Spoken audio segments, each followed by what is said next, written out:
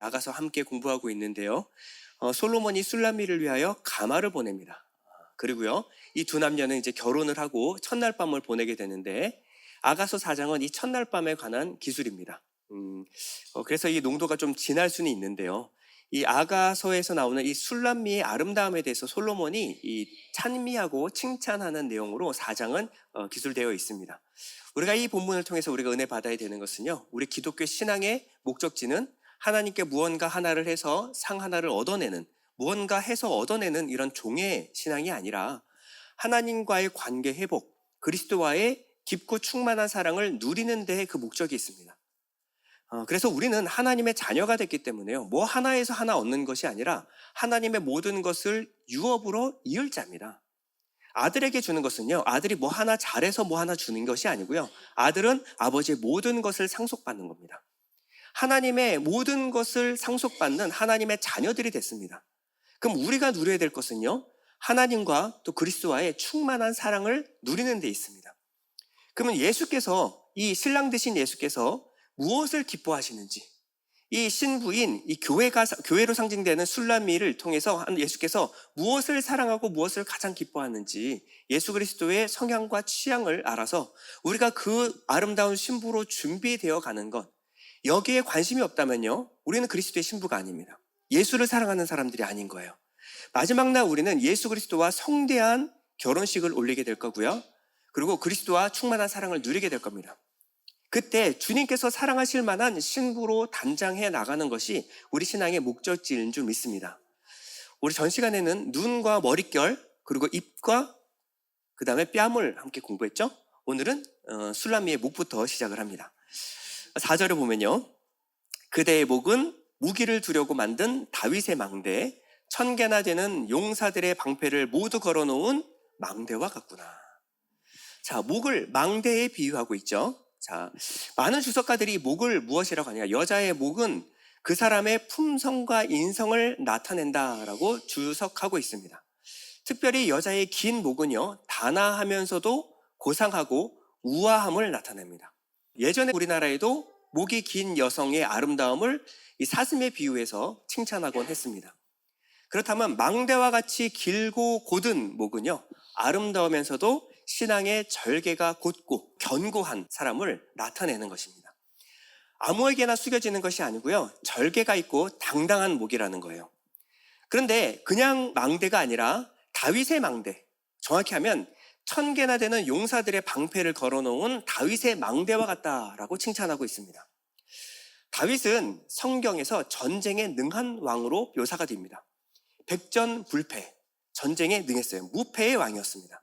아무리 강한 적이라고 할지라도 다윗은 하나님께 묻고 가서 싸우면 반드시 승리하고 돌아오는 것이 바로 다윗 왕의 승리였습니다.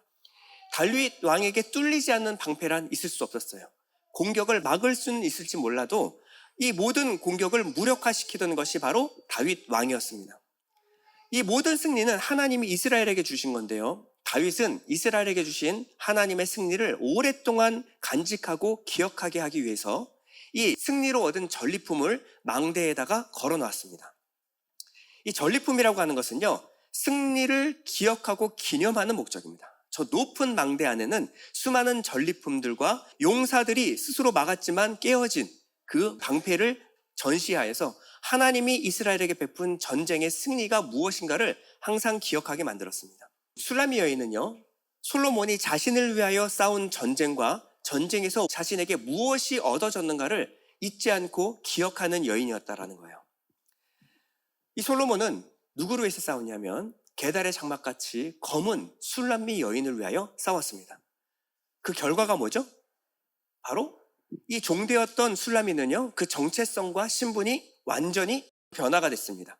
예전엔 포도원 노예였어요. 그런데 지금의 술람미는요, 솔로몬의 여자가 되었습니다. 왕의 품격을 가진 고상한 왕후가 된 거예요. 여러분, 우리도요, 예수 그리스도의 그 십자가를 통하여 어떠한 승리가 우리에게 얻어졌는가, 그 승리를 통하여 우리에게 얻어진 그 신분, 정체성의 변화가 무엇인지를 모르면요, 항상 예전의 정체성으로 돌아갈 수밖에 없습니다. 하나님은 애굽에서 종되었던 우리를 건져내어서 하나님의 나라 백성으로 만드시려고 했어요. 그런데 출애굽 내내 이스라엘 백성들은 다시 종되었던 애굽으로 돌아가자. 그 정체성으로 자꾸 돌아가려고 만들었습니다.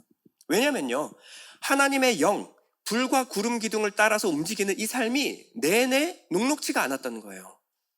우리도요, 예전 신앙으로 자꾸 돌아가려는 관성이 있습니다. 그래서 성령을 쫓아 살아가는 삶이 이해가 되지 않고, 그것이 뭔지를 모르는 사람들은 그 예전의 삶이 좋습니다. 그냥 이거 해라 저거 해라 하지 말아야 이 종된 여성이 훨씬 편하지, 성령을 쫓아 살아가는 사람 이런 건 잘 모르겠고 그냥 내가 뭘 할지를 그냥 알려주십시오. 계속 종으로 돌아가려는 이 본성이라는 게 있는 거예요. 사단마귀는요, 이 틈을 틈타서 우리에게 들어옵니다. 그래, 네 본성이 그게 맞아. 너 종이잖아. 너 죄인이잖아. 계속해서 우리를 죄책감 아래 몰아냅니다.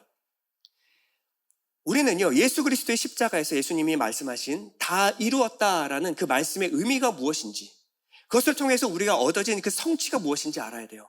그래야 우리가 달라진 신분을 가지고 그 신분에 맞게 당당하게 살아갈 수가 있습니다. 사단의 모든 정죄와 송사, 그리고 율법의 모든 정죄로부터 주님은 우리를 건져내셨습니다. 우리는 더 이상 종이 아니에요. 우리의 신앙의 방향은 뭐 하나 해서 얻어내는 이 종으로 살아가는 것이 하나님이 원하시는 것, 기뻐하시는 것이 아니라는 겁니다. 이 십자가의 성취를 이해한 사람들은 종으로 돌아가지 않습니다. 전에는 마귀가 율법을 통한 정죄와 죄책감으로 우리를 질질 끌고 다녔다라고 한다면, 이제는 이 죄가 우리를 주관할 수가 없습니다. 이제 죄가 이 법 아래 우리가 살아가는 것이 아니라 우리는 은혜 아래 살아가기 때문에 그렇습니다. 로마서 6장 14절 우리 다 같이 한번 읽어볼까요? 시작. 죄가 너희를 주장하지 못하리니 이는 너희가 법 아래에 있지 아니하고 은혜 아래에 있음이라. 우리는 율법 아래 살아가는 사람들이 아닙니다. 그렇기 때문에 뭐 죄 하나 안 지으려고 그렇게 노력하면서 사는 것이 아니에요.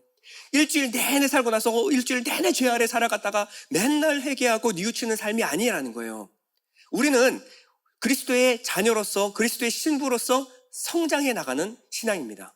우리는 은혜 아래 살아갑니다. 그러면요, 이 죄 하나 안 짓고 하나님께 뭐 하나 더 해드리는 이런 것이 아니라 그리스도를 의지하고 은혜를 더욱더 깊이 묵상하는 쪽으로, 예수를 더욱더 깊이 사랑하는 방향으로 신앙은 변화되게 되어 있습니다. 이제는 술람미의 그 두 유방에 대해서 살펴볼 겁니다. 4장 5절인데요. 그대의 젖가슴은 나리꽃 밭에서 풀을 뜯는 한 쌍 사슴 같고 쌍둥이 노루 같구나. 성경에서 유방이라고 하는 것은요, 젖을 머금고 있는 신체 기관을 말합니다.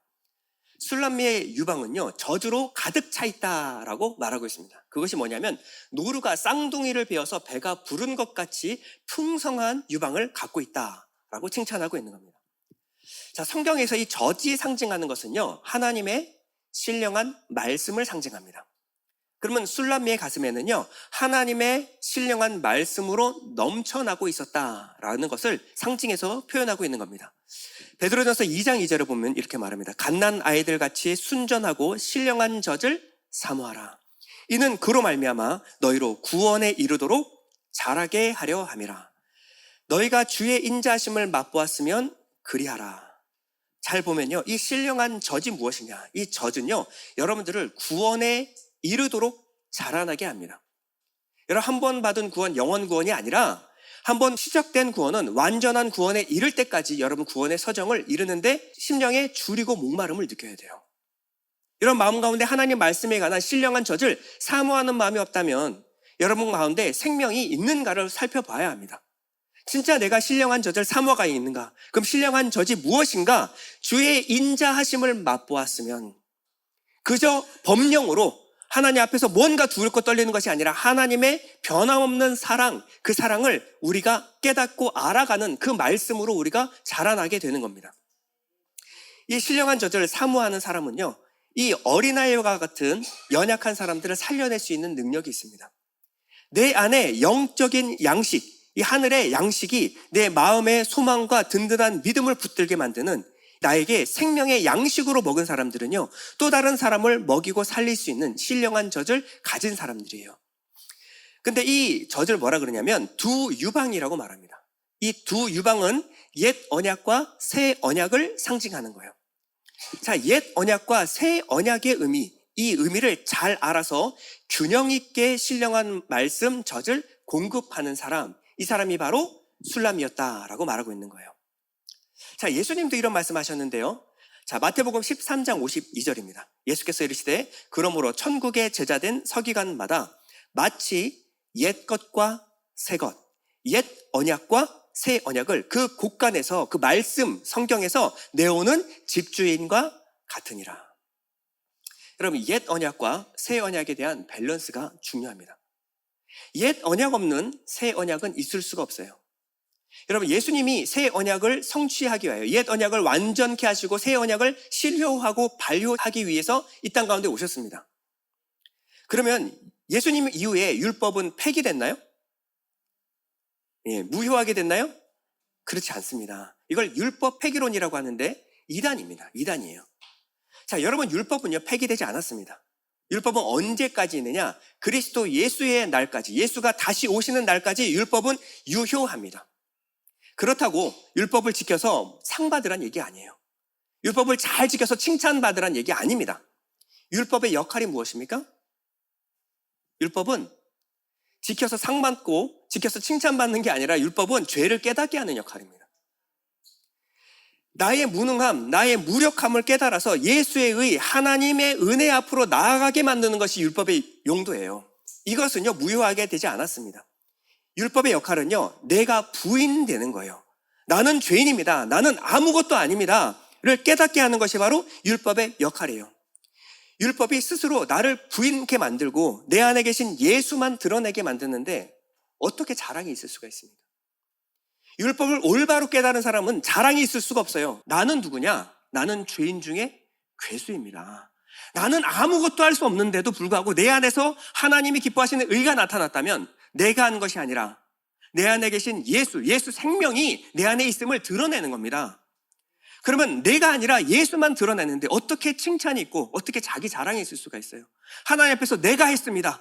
내게 상 주십시오. 이런 말을 어떻게 할 수가 있습니까? 내가 했다는 거죠. 내가 했다는 거. 그럼 여전히 내가 안 죽은 겁니다. 여러분, 내가 죽지 않은 십자가를 통과하지 않는 사람에게 구원은 있을 수가 없습니다. 율법은 끊임없이 나를 발견하게 하고 내 죄를 발견하게 합니다. 율법이 있어야 죄가 죄로 드러나는 거예요. 우리는요 율법 아래, 율법 태어날 때부터 여러분 율법이 뭔지도 모르고 태어나셨죠? 우리는 극동지방, 이 율법에서 가장 멀리 있던 이방인 중에 최고 이방인들이었어요. 그러니까 율법의 율자도 뭘 알지 못하는 그 이방인들에는 무엇이 율법이 되는가? 그 양심이 그 역할을 합니다. 문제는요 지금의 문화 트렌드는요 이 양심에 화인 맞게 만들어요. 뭐가 옳은지 뭐가 틀린지 뭐가 죄인지 이거를 구별하지 못하게 만들어버립니다. 지금의 지금의 진리는 뭐냐면 내 마음의 원함, 행복에 대한 추구예요. 이게 되게 좋아 보이고 고상해 보이지만 사랑을 내 행복 추구로 알아요. 결혼을 왜 해요? 나 행복하자고. 근데 결혼했는데 행복하지 않아요. 그럼 이혼하자는 거예요. 왜 결혼합니까? 성경적인 관점에서는 그리스도께서 교회를 사랑하고 교회가 그리스도에게 복종함 같이 하는 것, 이것을 연습하기 위하여, 훈련하기 위하여 우리 결혼하는 겁니다. 나 행복하자고 결혼하는 것이 아니라 내 마음에 들지 않아도 나에게 사랑하라고 주신 그 남편과 아내를 사랑하는 겁니다. 내 생각과 달라도 이것이 그리스도가 교회가 그리스도께 복종하는 이 사랑의 의미를 알으라고 결혼을 줬는데 결혼을 내 행복으로 하니 그러니 마음에 안 들면 이혼하는 겁니다. 기준이 뭐예요? 내 마음, 내 행복. 나아가서요 내가 남자인데 남자를 좋아해요. 그러면 기준이 뭐예요? 네 마음이 기준이야. 태어났을 때 남자로 태어나 생물학적인 그거 무시해. 너 남자 좋아해? 그럼 너 여자야? 세상에 이런 말이 어디 있습니까?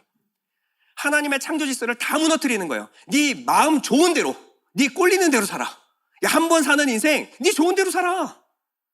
네가 좋으면 그거 하면 돼. 마음껏 누려. 행복하게 살아. 그걸 방해해? 법적으로라도 보호하자. 네 행복을 추구할 수 있는, 이렇게 말하는 거예요. 세상의 지금 기준이 뭐가 됐냐? 자기 행복이 됐어요. 지금의 문화는요 양심에 화인 맞게 만들어버렸습니다. 영광스러운 것을 부끄럽게 생각해요. 내가 그리스도인인 것을 밖에 나가서 말도 못해요. 부끄러운 것이 영광이 돼버렸어요. 문화가 되고 트렌드가 돼버렸습니다. 이럴 때 이 율법의 역할이 중요합니다. 지금 우리의 마음은 모든 만물보다 심히 부패하다는 것을 알려주는 것이 바로 율법이에요. 우리 마음을 따라 살아가면 결국 저주받고 심판받는 그 멸망으로 치달을 수밖에 없다는 것을 우리에게 알려주는 것이 율법의 역할입니다. 여러분, 신자와 불신자의 차이가 뭔지 아세요? 자신이 죄인이라는 것을, 내 마음의 모든 원함이 다 뒤틀리고 잘못되었다는 것을 인정하느냐, 인정하지 않느냐. 이것이 바로 신자와 불신자의 차이예요. 이것은 율법을 통하여 우리에게 깨달아야 돼요. 이것을 깨달아야 예수 그리스도 십자가의 보혈이 왜 진짜 복음인지를 우리가 알게 되는 거예요. 이 율법은요, 항상 우리를 예수 그리스도의 은혜 앞으로 우리를 이끕니다. 내가 성경이 말하는 죄인임을 올바로 깨달은 사람은요, 우리에게 유일하게 살 길 예수 그리스도의 십자가밖에 없다. 예수의 의를 붙들 수밖에 없습니다. 히브리서 7장 19절인데요. 율법은 아무것도 온전하게 못할지라 이에 더 좋은 소망이 생기니 이것으로 우리가 어디로? 하나님께. 여러분, 거룩하신 하나님과 우리가 어떻게 함께 섭니까? 우리가 하나님께 나아갈 수 있는 근거가 뭐예요? 예수 그리스도의 피, 공로를 힘입어 하나님 앞으로 나아갈 수 있는 담력을 얻었습니다. 율법은 온전하게 하는 것이 아니에요. 온전케 되는 것은 바로 예수 그리스도께 나아갈 때 우리가 온전케 되는 줄 믿습니다. 그래서 이 두 유방, 이 옛 언약과 새 언약은 항상 함께 있어야 돼요. 이 율법은 죄를 고발하고요, 동시에 하나님의 은혜로 우리에게 주신 것들이 무엇인지를 정말 깨닫게 합니다. 그리고 그 예수 그리스도를 바라보게 하는 것이 바로 옛 언약의 역할인 줄 믿습니다. 6절을 한번 다 같이 보겠습니다. 시작. 날이 저물고 그림자가 사라질 때까지 나는 모략의 산을 요양의 언덕을 오르겠습니다. 자, 신부가 술람미가 이제 자신의 결단을 고백하는데요. 날이 저물고 그림자가 사라질 때까지 나는 모략의 산 유향의 언덕을 올라가겠습니다. 자, 모략이란 시체가 썩지 않게 막아주는 방부제 역할을 한다 그랬죠. 그리고 유향은 제사를 드리는 곳에는 언제나 있었던 그 향입니다. 예배, 제사의 향이에요. 그러면 이 언덕, 모략의 산 유향의 언덕이 어딜까요? 바로 예수께서 제물되어 죽으신 갈보리산 고난과 사명의 언덕이었습니다. 이 아가서의 언어로 하면요, 베데르산 바테르산으로 내가 올라가리라. 여러분, 이전에 술라미가 어떻게 했어요? 사명, 고난의 산, 나 그런 건 잘 모르겠고, 그런 거는 당신 혼자 지시고 날이 밝고 당신의 얼굴에 그림자 사라지면 내게 다시 돌아오십시오. 그건 나는 지지 않겠습니다. 사명의 산 나는 오르지 않겠습니다. 그런데요, 그리스도의 풍만한 사랑을, 완전한 사랑을 받고 나니까 내가 이제 그 십자가산으로 날이 저물고 그림자가 사라지기 전에, 아직 해가 있을 때, 빛이 있을 때 내가 그 고난의 산을 올라가겠습니다. 이 구약과 신약을 나누는 기점이 무엇이다? 바로 이 십자가 베테르산이라는 것을 알게 된 거예요. 여러분, 세상 사람들에게는 갈보리는 죽음의 산입니다. 십자가는 고난이에요. 모략과 유향은 죽음의 냄새입니다. 그러나 우리에게 갈보리산은요, 하나님 사랑의 완전한 증표이며, 모략과 유향은요, 생명과 이 사랑의 냄새입니다. 고린도서 2장 16절에 이렇게 말합니다. 이 사람에게는 사망으로부터 사망에 이르는 냄새요, 저 사람에게는 생명으로부터 생명에 이르는 냄새라. 누가 이 일을 감당하리요. 여러분, 우리 십자가는요, 은혜와 사랑의 확실한 증표가 되었습니다. 이것이 바로 십자가의 은혜이며 또 십자가의 비밀, 십자가의 역설이에요. 어떻게 죽음이 생명이 되었는가? 어떻게 하나님의 심판이 사랑이 되었는가? 여러분, 이 십자가의 비밀을 이해하는 사람이 바로 그리스도인입니다. 이 술라미는요, 그리스도의 신부는 십자가의 비밀을 이해하는 성숙한 여인이 된 거예요. 그랬더니 신랑이 말할 수 없이 기뻐하기 시작하는데요. 7절에 보면 내 사랑이여, 당신은 정말 아름답습니다. 그대에게 흠이라고는 없습니다. 여러분, 우리가 완전해서 하나님이 이런 말씀을 하시는 게 아니에요. 우리가 완전해질 수 있는 것은 내가 죽고 이제 예수 생명으로 사는 것, 그것을 하나님이 의로 여겨주시겠다. 이 믿음을 의로 여겨주시겠다라고 말씀했어요.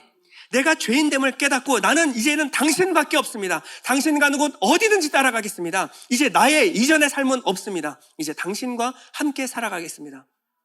주님은 이것을 너무 기뻐하시는 거예요. 이전에 내 삶이 죽고 예수로 사는 삶, 이 십자가를 이해한 신부를 당신은 정말 아름답습니다. 당신은 흠이 없습니다. 완전한 의로운 사람입니다. 이렇게 칭찬하는 것입니다.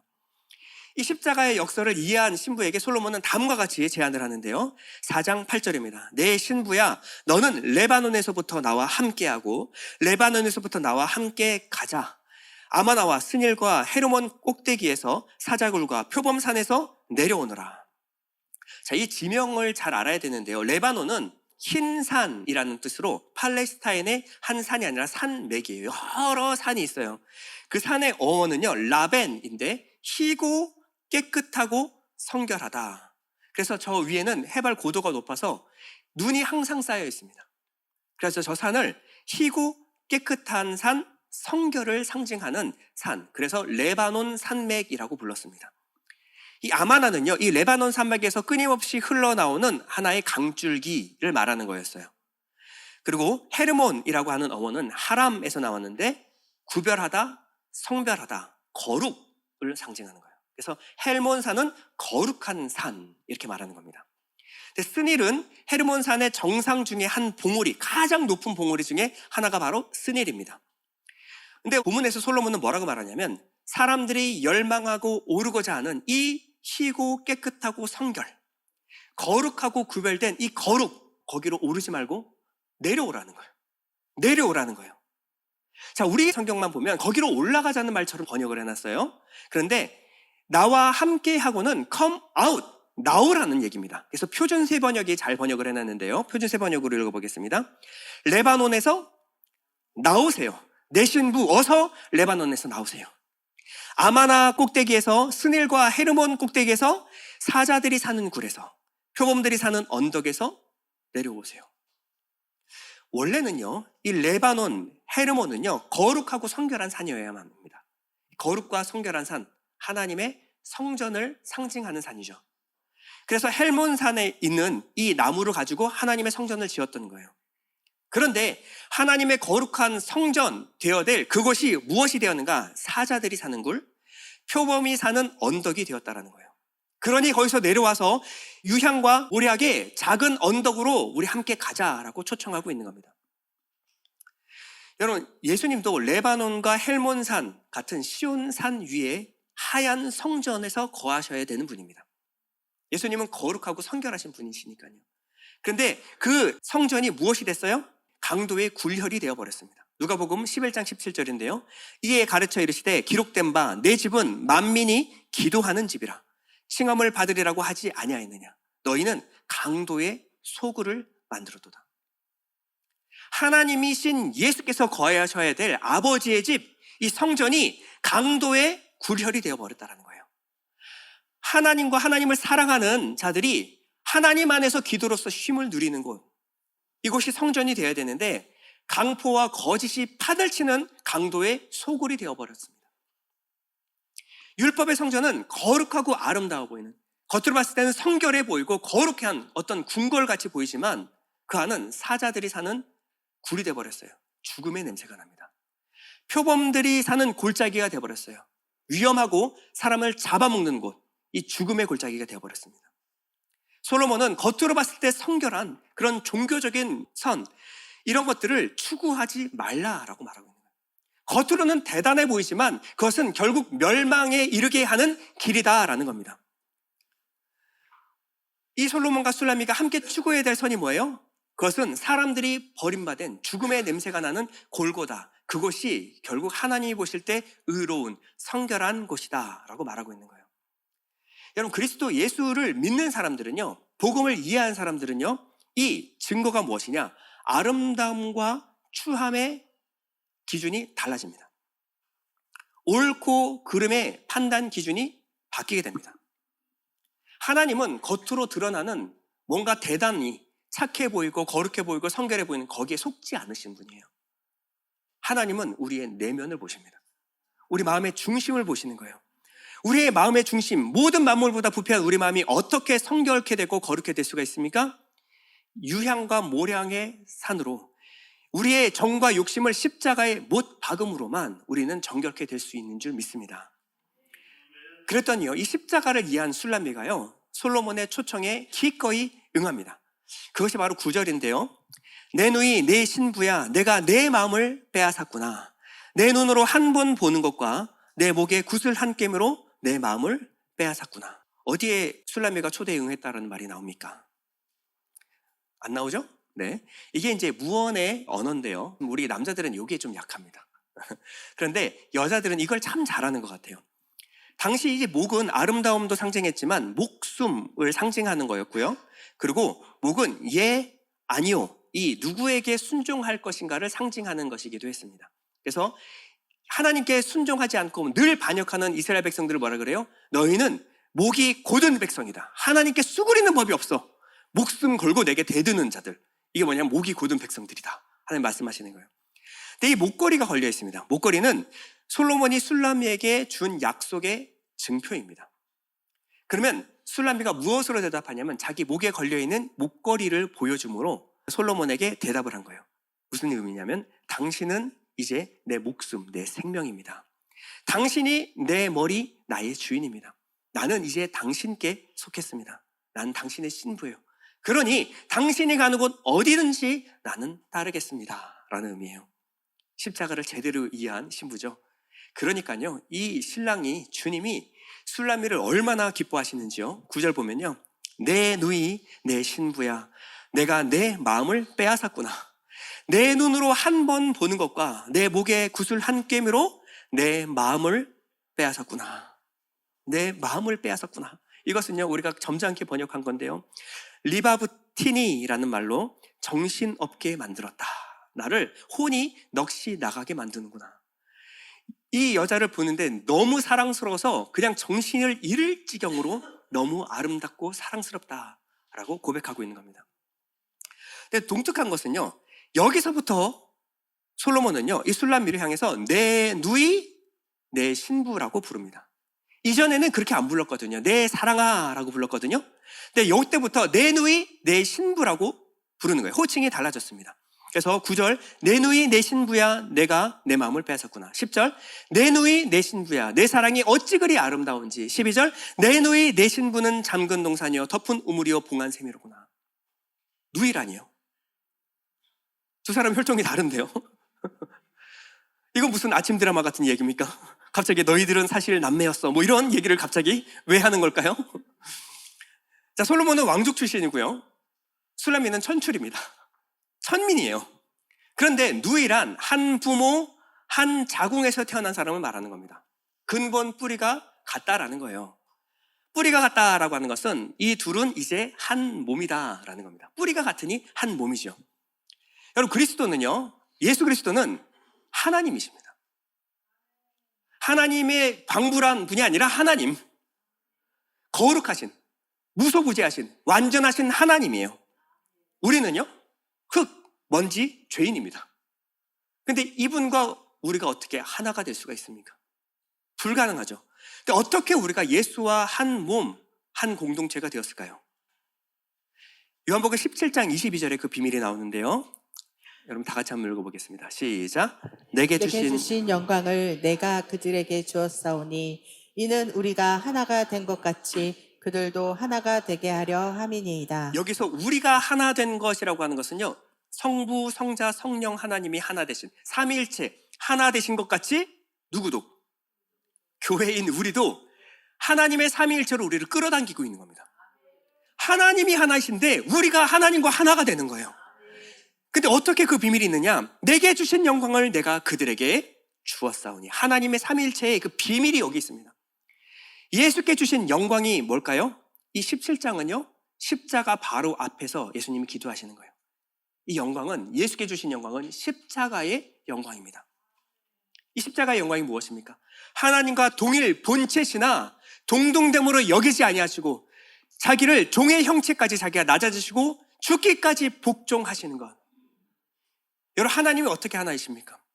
한 분, 하나님은요, 완전하신 분입니다. 성부 하나님은 그 하나도 부족함이 없는 완전하신 하나님이에요. 그런데 자기 것을 모두 다 비워서 자신의 모든 통치권을 누구에게 이양하셨어요? 아들이신 예수 그리스도께 이양하셨습니다. 예수께서는요, 자신의 모든 성취를 가지고 자신이 다 이루고 누구에게? 성령 하나님께. 이 예수 그리스도의 성취는 성령이 아니면 깨닫지 못합니다. 적용되지 못해요. 이 모든 것을 성령께 다 일임하셨어요. 성령은요, 예수만 증거합니다. 그러면 성령은요, 우리에게 오셔서 자신을 나타내지 않고 오직 예수만 증거해요. 예수는 오직 하나님께 영광.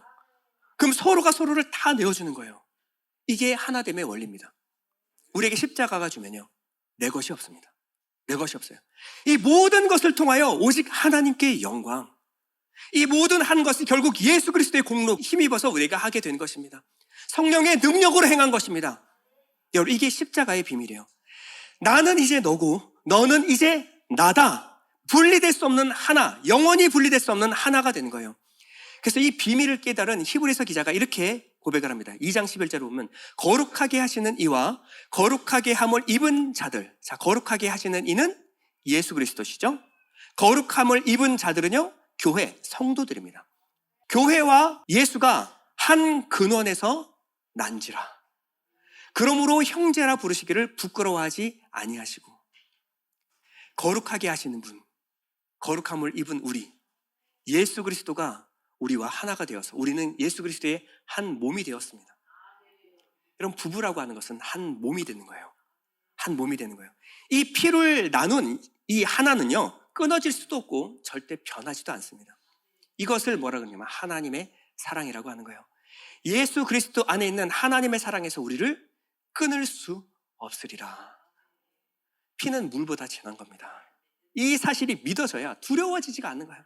내가 어떠한 형편이든지 어떤 상황에 처하든지 나는 그리스도의 몸이 되었습니다. 그리스도와 연합한 사람이에요. 그럼 우리는 끊어질 수가 없는 겁니다. 여러분, 사랑이라고 하는 것은요, 자기 짝을 찾아 나가는 여정이에요. 그리스도와 성도는요, 원래 하나였습니다. 하나였던 우리가 끊어졌다가 다시 한 몸 되는 것을 구원이라고 하는 거예요. 그렇기 때문에 구원받은, 택함받은 성도들의 특징이 뭔지 아십니까? 예수 그리스도를 전하면요, 반응이 있어요. 왜 그럴까요? 원래 이 신부는 그리스도의 것이었거든요. 그리스도의 한 몸이었거든요. 그러니 복음을 증거하면 받아들입니다. 왜 믿었어요? 그러면요, 믿어지던걸요? 이게 특징이에요. 왜 나와서 예배를 드립니까? 주님을 사랑하니까요. 다른 이유가 없습니다. 다른 이유가 없어요. 그럼 어떻게 우리가 주님을 사랑하게 되었습니까? 원래 우리는 주님의 몸이었고 주님과 하나였습니다. 한 영, 한 성령 안에서 한 뿌리가 되었기 때문에, 뿌리가 같기 때문에 서로가 서로를 끌어당기는 거예요.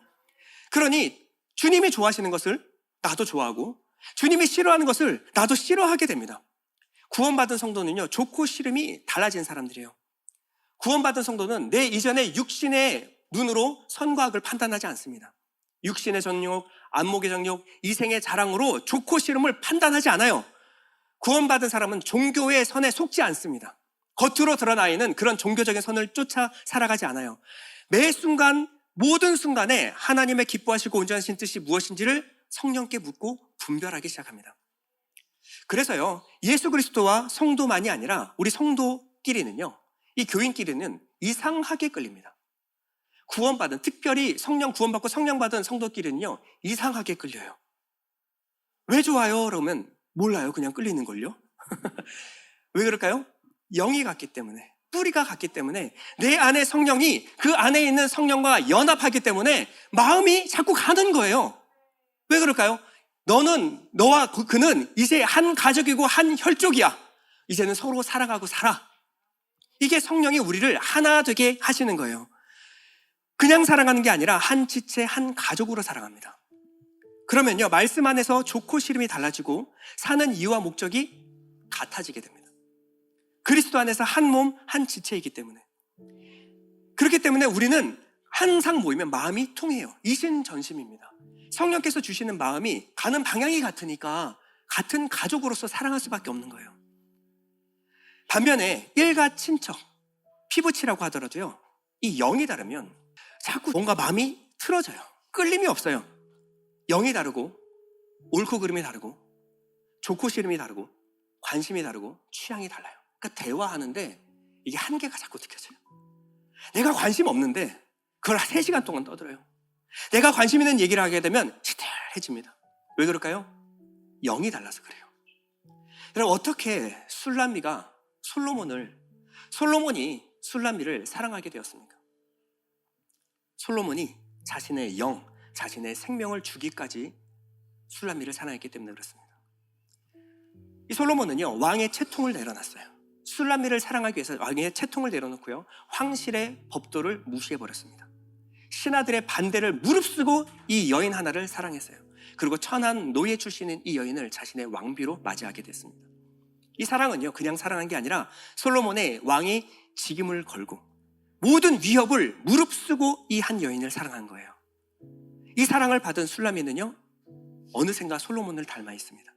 이 두 남녀는요, 영이 같고 마음이 같고 관점이 같고 생각이 같기 시작해요.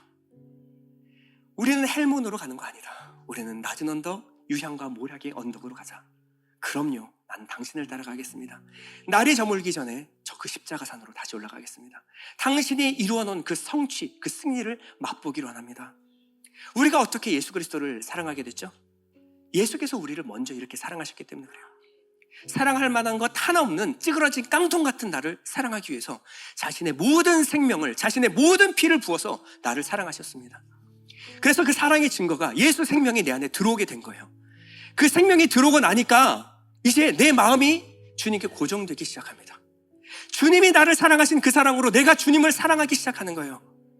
이 사랑을 묵상하면 묵상할수록 내 생명 다 주어도 아깝지 않은 그 분이라는 것을 깨달아요.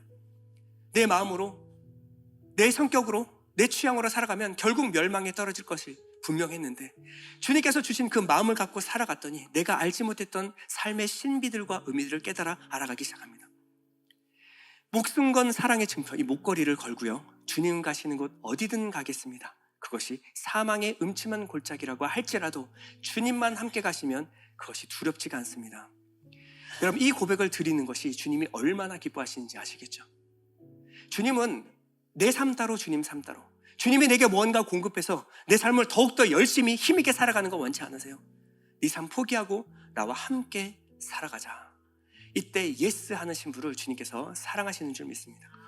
우리 잠시 눈을 감고 기도할 때 주님께서 나를 위하여 어떠한 사랑을 베푸셨는지, 십자가의 승리가 무엇인지 우리가 기억하는 성도들은 다시 예전의 삶으로 돌아가지 않는 줄 믿습니다. 주님, 예수 그리스도와 함께 살아가는 충만한 삶, 풍성한 삶을 살아갈 수 있도록 허락하여 주옵소서. 우리 잠시 기도하겠습니다.